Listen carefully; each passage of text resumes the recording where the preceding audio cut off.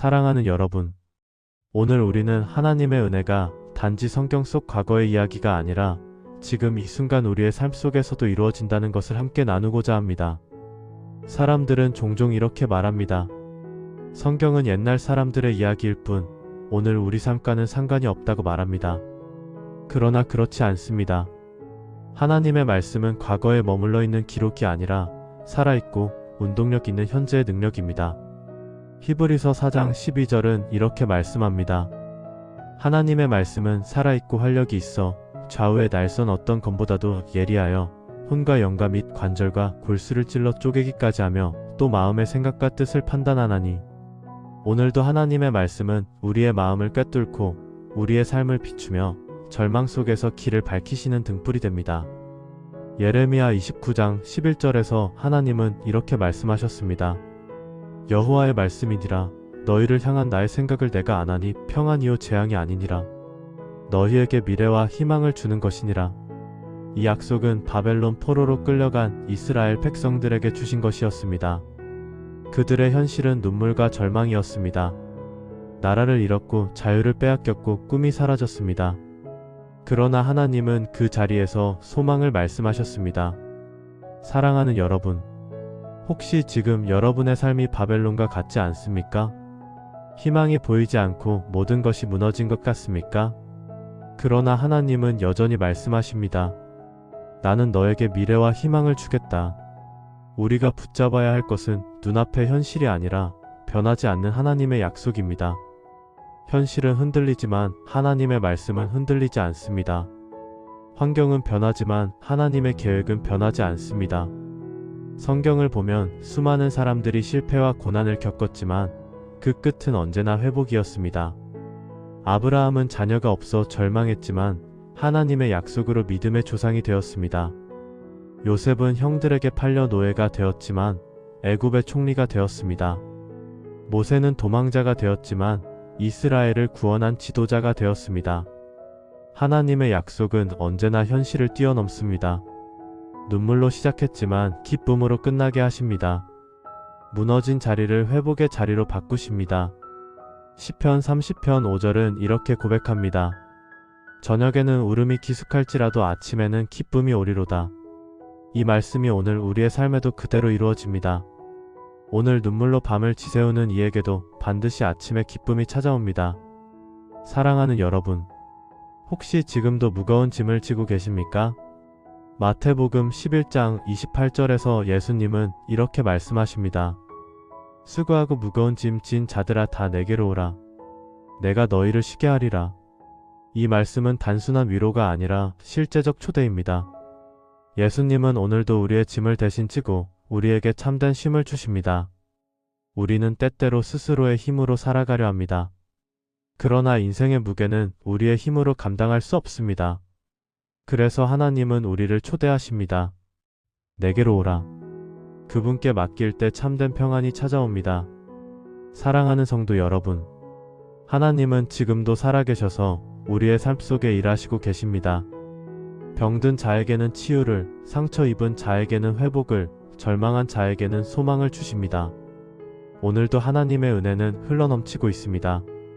혹시 오늘도 눈물을 흘리고 계십니까? 시편 기자는 이렇게 고백합니다. 나의 눈물을 주의 병에 담으소서. 시편 568. 하나님은 우리의 눈물을 기억하시고 그 눈물을 응답으로 바꾸십니다. 그러므로 두려워하지 마십시오. 절망이 끝이 아닙니다. 실패가 끝이 아닙니다. 하나님은 그 자리를 새로운 시작으로 바꾸십니다. 오늘도 하나님은 말씀하십니다. 내가 너와 함께하리라. 내가 너를 결코 버리지 아니하리라. 이 약속이 오늘 우리 삶의 힘이 되고 소망이 됩니다. 사랑하는 여러분, 우리는 종종 이렇게 질문합니다. 하나님, 왜 제 삶에는 기적이 일어나지 않습니까? 그러나 기억하십시오. 기적은 반드시 거창한 사건에서만 일어나는 것이 아닙니다. 오늘 숨을 쉬고 있는 것, 가족과 함께 밥을 먹을 수 있는 것, 예배드릴 수 있는 것 자체가 이미 은혜요 기적입니다. 하나님은 낮은 자를 들어 쓰십니다. 사람들이 버린 자를 하나님은 택하십니다. 세상이 무가치하다고 여긴 자를 하나님은 귀하게 쓰십니다. 성경을 보십시오. 야곱은 도망자의 삶을 살았습니다. 형 에서를 피해 광야를 헤매며 외로움과 두려움에 떨었습니다. 그러나 하나님은 그에게 새 이름을 주셨습니다. 야곱에서 이스라엘로, 낮은 자에서 하나님의 나라를 세울 족장으로 변화시켜 주셨습니다. 요셉을 보십시오. 그는 형들에게 팔려 노예가 되었고 억울한 누명을 쓰고 감옥에 갇혔습니다. 그러나 하나님은 그를 애굽의 총리로 세우셨습니다. 사람들이 내린 판결은 끝이 아니었습니다. 하나님의 계획이 이루어질 때 감옥은 오히려 왕궁으로 가는 길이 되었습니다. 룻을 보십시오. 그는 이방 여인이었고 가난하고 약한 자였습니다. 그러나 하나님은 그를 다윗의 조상으로 메시아의 족보에 올려주셨습니다. 사람들은 이름조차 기억하지 않을 자였지만 하나님은 그의 삶을 구속사의 줄기에 새겨 넣으셨습니다. 사랑하는 여러분, 하나님은 낮은 자를 들어 쓰십니다. 사람들이 버린 것을 하나님은 귀히 여기십니다. 그러므로 지금 내가 부족하고 연약하다 해서 낙심하지 마십시오. 하나님은 오히려 그 연약함을 통해 영광을 드러내십니다. 고린도전서 1장 27절 말씀처럼 하나님께서 세상에 미련한 것들을 택하사 지혜 있는 자들을 부끄럽게 하려 하시고 세상에 약한 것들을 택하사 강한 것들을 부끄럽게 하려 하시며, 사랑하는 성도 여러분, 하나님은 우리의 눈물을 기억하십니다. 시편 56편 8절은 이렇게 말합니다. 나의 유리함을 주께서 계수하셨사오니 나의 눈물을 주의 병에 담으소서. 우리는 종종 혼자 울 때가 있습니다. 아무도 나의 아픔을 알지 못한다고 느낄 때가 있습니다. 그러나 하나님은 우리의 눈물을 잊지 않으십니다. 그 눈물을 주의 병에 담으시고 그 눈물을 응답으로 바꾸십니다. 한 성도의 간증을 들어보면 이렇습니다. 그는 어린 시절 부모를 잃고 세상에 홀로 남겨졌습니다. 눈물로 밤을 지새웠지만 교회에서 드린 한마디 말씀을 붙들었습니다. 내가 너와 함께하리라. 그 한마디가 그의 삶을 지탱했고 결국 그는 목회자가 되어 수많은 영혼을 위로하는 사역자가 되었습니다. 사랑하는 여러분, 우리의 눈물은 결코 헛되지 않습니다. 하나님은 그 눈물을 기억하시고 반드시 응답하십니다.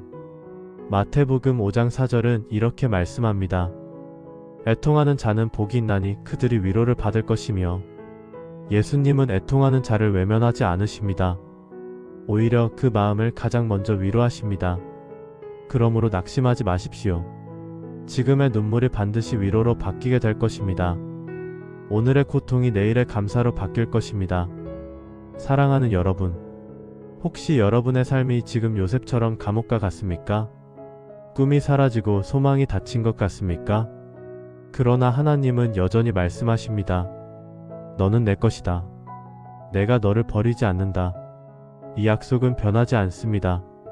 세상은 우리를 버릴 수 있어도 하나님은 결코 우리를 버리지 않으십니다. 그분은 우리를 끝까지 붙드십니다. 오늘도 우리가 무릎 꿇고 기도할 때 하나님은 가장 적절한 때에 응답하십니다. 그 응답은 때로는 우리가 기대한 방식이 아닐 수 있습니다. 그러나 분명한 것은 그 응답이 우리에게 최선이라는 사실입니다. 사랑하는 여러분, 우리의 눈물은 땅에 떨어져 사라지지 않습니다. 하나님은 그 눈물을 통해 새로운 생명을 일으키십니다. 그러므로 오늘도 믿음으로 기도하십시오. 눈물로 씨를 뿌리는 자는 반드시 기쁨으로 단을 거두게 될 것입니다. 사랑하는 여러분, 오늘 우리는 하나님의 약속이 과거의 이야기가 아니라 지금 우리의 삶 속에서도 실제로 이루어진다는 것을 보았습니다. 이제 우리는 그 은혜가 어떻게 오늘 우리의 현실에 적용되는지 더 깊이 나누려 합니다. 우리는 모두 광야와 같은 시간을 지나갑니다. 광야는 메마르고 길이 없는 곳입니다. 그러나 성경에서 광야는 절망의 장소가 아니라 하나님을 만나는 자리였습니다. 이스라엘 백성은 애굽에서 나와 40년 동안 광야를 지나야 했습니다. 그 길은 고난의 길이었지만 동시에 하나님의 기적을 체험한 길이었습니다. 만나와 메추라기, 불기둥과 구름기둥, 반석에서 나오는 생수? 그 모든 것은 광야가 아니면 경험할 수 없는 은혜였습니다. 사랑하는 여러분, 혹시 지금 여러분의 삶이 광야와 같습니까? 끝이 보이지 않고 희망이 사라진 것 같습니까? 그러나 기억하십시오. 광야는 끝이 아니라 하나님을 만나는 자리입니다. 광야는 하나님이 기적을 베푸시는 무대입니다. 다윗은 시편 23편에서 이렇게 고백합니다. 내가 사망의 음침한 골짜기를 다닐지라도 해를 두려워하지 않을 것은 주께서 나와 함께 하심이라.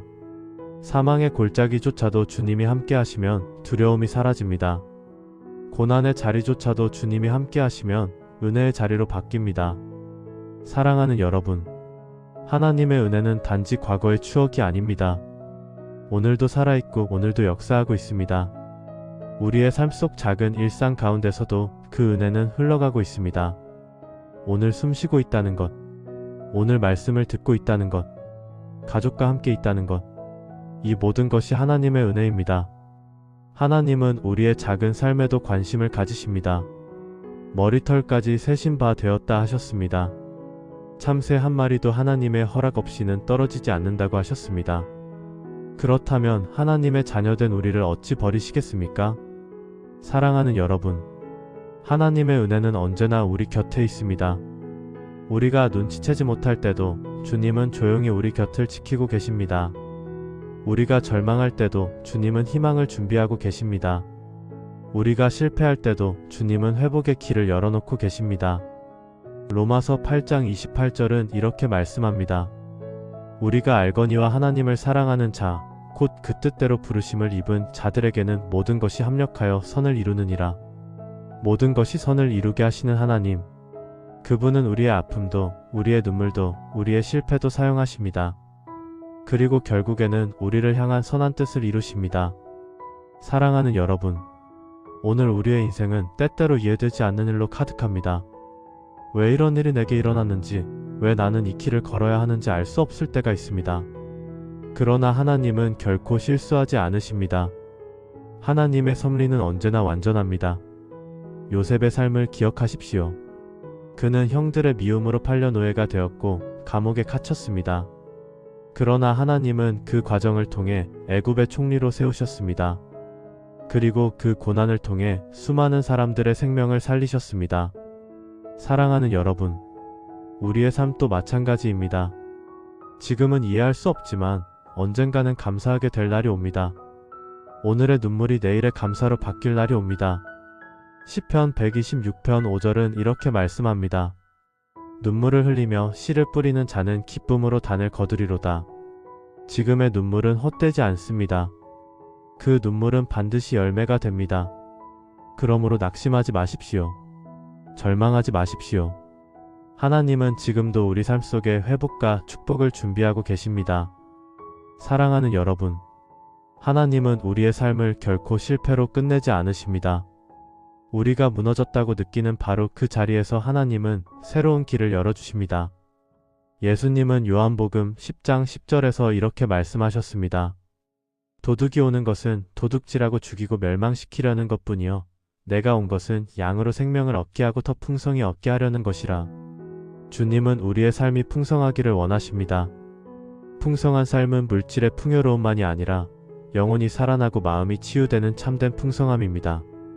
사랑하는 여러분, 혹시 지금 공허합니까? 겉으로는 웃지만 속으로는 눈물 흘리고 계십니까? 그러나 주님은 말씀하십니다. 내가 온 것은 내가 생명을 얻게 하고 더 풍성히 얻게 하려 함이라. 예수님을 만난 자들은 모두 새 삶을 얻었습니다. 혈루증을 앓던 여인은 예수님의 옷자락을 만지는 순간 치유되었습니다. 나사로는 무덤에서 나와 새 생명을 얻었습니다. 베드로는 실패자의 자리에서 다시 사명자로 세움을 받았습니다. 오늘도 그 동일한 역사가 우리 가운데 일어나고 있습니다. 예수님은 어제나 오늘이나 영원토록 동일하십니다. 그분은 오늘도 병든 자를 고치시고 상한 마음을 싸매시고 절망한 자에게 소망을 주십니다. 사랑하는 여러분, 하나님께 돌아오는 자를 하나님은 결코 외면하지 않으십니다. 돌아온 탕자의 비유를 기억하십시오. 아버지는 집 나간 아들이 돌아올 때 그를 멀리서 보고 달려가 안아주셨습니다. 책망하지 않으셨습니다. 오히려 새 옷을 입히고 가락지를 끼우고 잔치를 베풀어 주셨습니다. 이것이 하나님의 사랑입니다. 하나님은 지금도 돌아오는 자를 기다리고 계십니다. 혹시 하나님께 멀리 떠나 있습니까?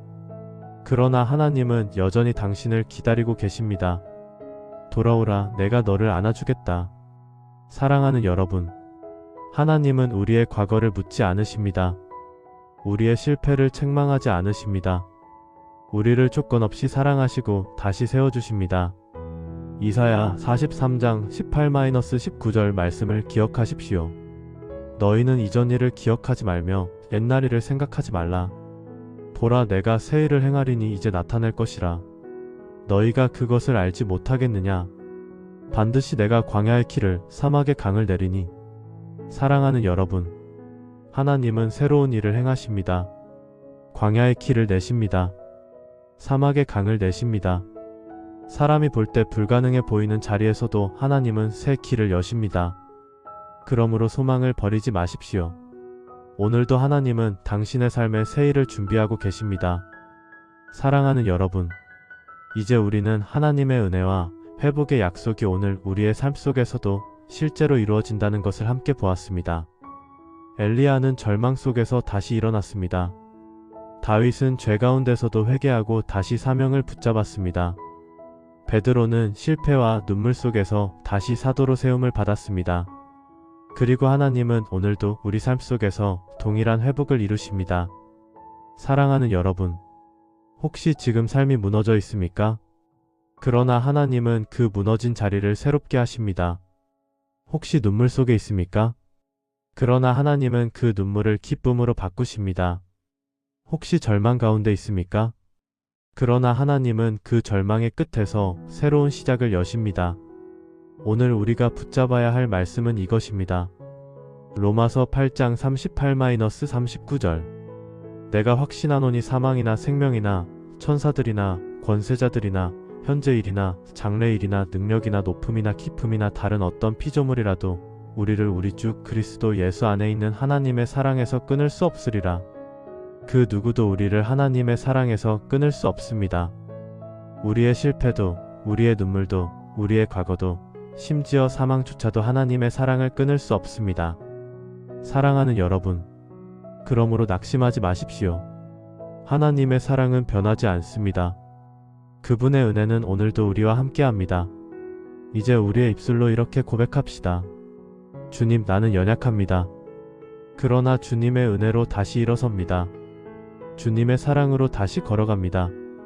사랑하는 성도 여러분, 오늘 이 말씀을 통해 은혜와 위로를 받으셨다면 이제 그 은혜를 나누십시오. 혼자 간직하지 말고 주변 사람들과 함께 나누십시오. 당신의 작은 나눔이 또 다른 영혼을 살릴 수 있습니다. 그리고 마지막으로 부탁드립니다. 은혜와 위로를 받으셨다면 구독과 좋아요를 눌러주십시오. 여러분의 작은 클릭 하나가 더 많은 영혼에게 복음을 전하는 귀한 통로가 됩니다. 또한 댓글에 아멘으로 화답해 주십시오. 그 고백이 곧 당신의 믿음의 선언이 될 것입니다. 사랑하는 여러분, 끝이 아니라 또 다른 시작을 준비하시는 하나님, 그분의 음성을 매일의 삶 속에서 들으시기를 축복합니다. 샬롬.